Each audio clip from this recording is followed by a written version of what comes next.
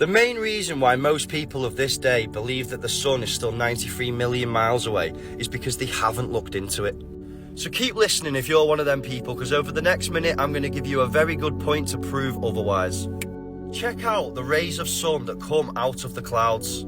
These are called crepuscular rays. And the fact that they triangulate all the way to a certain point proves massively that that is not 93 million miles away.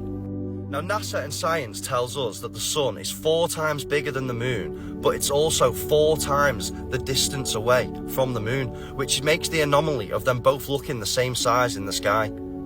They also tell us that the moon is just a rock. But quite evidently, the moon is not a rock, it's a cosmic luminary floating in our sky made from our beautiful almighty creator. But what do I know? Apparently not a lot, but one thing I do know is that we should not be able to film the sun within the clouds completely local. Does that look 93 million miles away to you?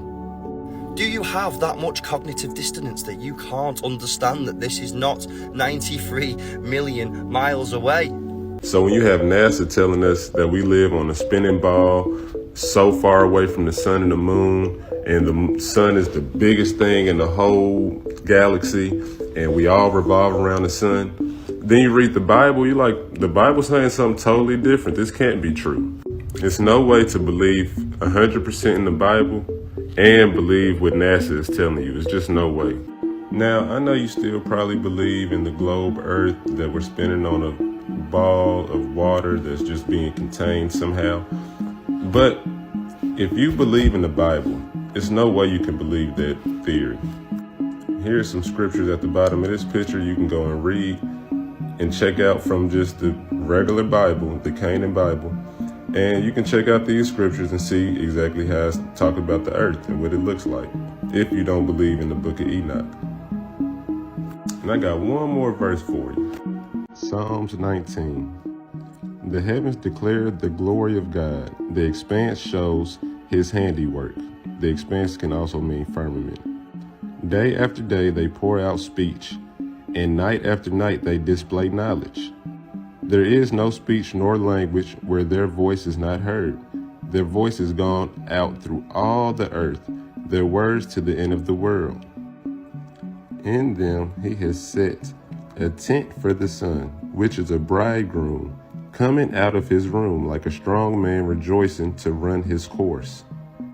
His going out is from the end of the heavens, his circuit to its end. There is nothing hidden from its heat. Yahweh's law is perfect, restoring the soul. His covenant is sure. It said the sun is like a strong man rejoicing to run his course. His going out is from the ends of the heaven, and his circuit is to the ends. The earth is flat, and the Lockheed SR-71 Blackbird proves it with a top speed of 2,200 miles per hour. So from point A to B, the Blackbird would have to account for 611 miles of earth curvature. That's 10.8 miles per minute and 897.6 feet per second. Do you know what would happen to the Blackbird if it dipped its nose down to count for 897.6 feet of curvature per second? It would be obliterated.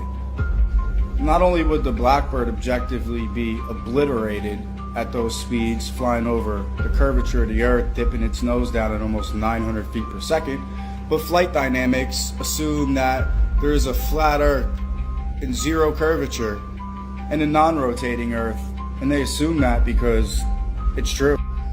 Here's a NASA document, derivation and definition of a linear aircraft model. A linear aircraft model for a rigid aircraft of constant mass flying over a flat, non-rotating earth is derived and defined. There's also many other government documents that assume a flat, non-rotating earth. Also, the attitude indicator, an instrument on an airplane that's attached to a gyroscope, proves planes aren't flying around the curve. I made a video of that. I have it on my page. Go watch it. So the SR-71 Blackbird destroys the globe Flight dynamics destroy the globe. NASA documents and other government documents destroy the globe. The attitude indicator attached to the gyroscope destroys the globe. The globe is unalive. Rip globe. I'd like to ask everyone to join me and take a moment of silence for the globe.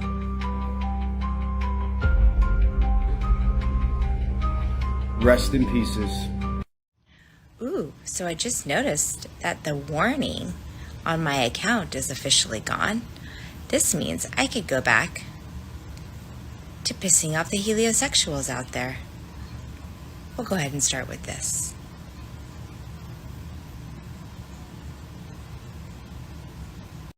You guys, let's talk about gravity. Now, there's 4, because when one doesn't pan out, they have to come up with more. The reason why things fall is because they are heavier than the medium that they are in, which is the air. Now, my question is, how is gravity so selective, right? So the Earth's gravity is so strong, so we're told, that it holds everything to Earth while the Earth is spinning and elliptic orbiting and being pulled through the galaxy, right? How does it know to hold all the waters to this sphere and not affect like gnats or flies or clouds? Weird. Also, how come the sun's gravity that's so strong that it could pull the Earth and all the planets through the galaxy, but it allows us to keep our air to breathe? Weird. It's almost like Earth has pressure, right? You can't have pressure without a container. So why are we believing in this gravity if we can't see it? You can't touch it. You can't smell it. You can't taste it. It's just a trust the scientists. Did you guys know that the heliocentric model is an ideology? Yes, it's an ideology, and it's a religion. It's a religion for atheists. So, for those of you out there that believe in God, just understand, if you are defending the heliocentric model, you are going against the Word of God. The Bible clearly states that the earth is set on foundations, that the earth was made before the sun, and that we live in a firmament. It's that blue thing above you. Look up, you can't miss it. Well, sometimes you can when it's being covered and cloud seeded, but for the most part, you can see it. It's blue. This is why things fall. And if you come at me with your philosophical and pseudoscience nonsense, I'm just going to laugh at you, because that's all it is. You guys really want your gravity to be something because you really need your bendy, warpy space-time to be reality when it's not. You are the center of creation. We are the center of creation. There's nothing out there but us. Okay? Now I asked ChatGPT, does the earth have pressure? And what does it say? Yes. And I asked it again. Can you have pressure without a container? Yes or no? No. You cannot have pressure without the container. First page of the Bible, Genesis chapter 1, verse 6 is where it starts. And let there be a firmament. Oh, there's that word again, firmament. And again, oh my goodness. Barrier. Separated. Waters above from the earth's below. Biblical cosmology. Dome. You want to know who else believes in the firmament? This guy, Wernher von Braun. Look, he has it on his tombstone. Wernher von Braun. Yes, he worked for NASA. He was the head rocket engineer. That was his tombstone. But what does that Bible verse say? The heavens declare the glory of God, and the firmament shows his handiwork. So for all of you Bible believers out there that have your Bibles, understand that they changed the words from firmament to expanse in 1982 when they rewrote the Bible again. And they used the word expanse, and if you go look up what the word expanse means in the Webster dictionary, it means firmament. They changed it because it's a play on words. They want to deceive you. Okay, the name of the game is deception. And if your pastor is not talking about the firmament, you need to find a new pastor. 1982. If you have this version, they changed words, took out verses to deceive the nations. So there you go. So just to recap, gravity is fake. Free will is a birthright, and you live in a firmament. And because I know you guys won't look past Google, which is completely owned, here's the word expanse in the Webster dictionary. What does it mean? Firmament. And I thought I would add this in here since I know you guys will not go look up what the word firmament means, and you won't break it down. So I broke it down for you. This is firm. Go ahead, pause to read. And here's the word ment. I wonder, I'm like, if I know that we didn't go to the moon, if I know that there is a firmament that is above us, if I know that these things are true, and Elon is still saying that he can go to Mars, and these elites are supporting him like, oh yeah, Elon and your rockets. Really? And then I came to, I guess a light bulb went off. Me, myself, some of the things that I realize, and I try, listen, I try to tell other people what I'm thinking, what is going on, what the truth is. And some of these people, they can't receive it. They absolutely cannot receive it. So these elites, these government officials, these really high ups in the world, yes, they absolutely are hiding a lot of things from us. However, they're also not telling us because the majority of people would not be able to receive it. You guys, if they came out and started saying these things, humanity, the majority of humanity would not be able to understand or receive it. And I hope that makes sense. But they know. Oh, trust me, they know. They know so much more than we know. And as in the days of Noah, it will be like in the days of Noah. And there were giants in those days. And then there's Rh negative blood type in these days.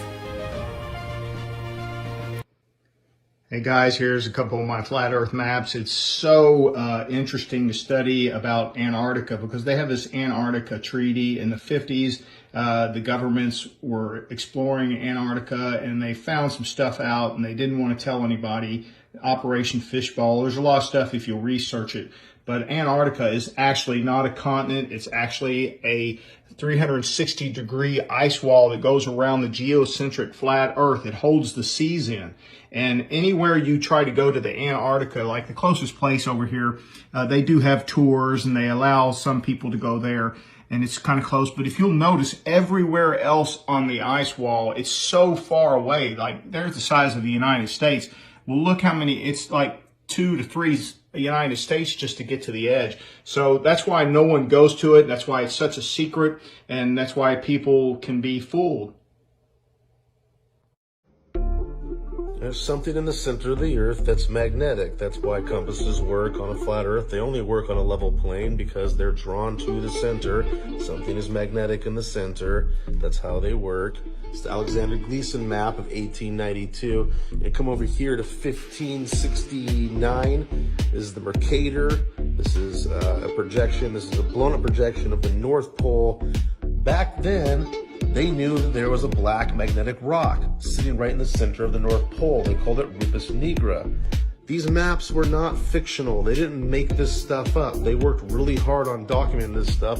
This is the Urbano Montes map, 1587. It's the same time, 1569, 1587. They worked hard on this stuff. This is the earliest accepted map of the world. Come over here, 1892, Gleason. Everything's frozen. We can't see anything. We can't see the 4 rivers that go to the center. Same thing here. He's got the 4 rivers, right? The flat Earth map dates back over 1,000 years. This map is credited to being created by a Persian astronomer. His name was Al-Biruni, and he lived between 973 AD to 1048 AD. It's the official map of the United Nations and also the United States Geological Survey. It used to be present in many places before the creation of NASA and the Antarctic Treaty in 1959. Here you see it with Admiral Byrd. This map has been restored by Dmitry from Russia with suggestions of mine, Heliocentrism. Known by my YouTube channel Flat Earth Banjo, I asked Dmitry to include the Bermuda Triangle and Point Nemo, a place deep in the Pacific where NASA buries rockets. Then Robert Tozzi, a professional mapmaker, came along and enhanced the map even more.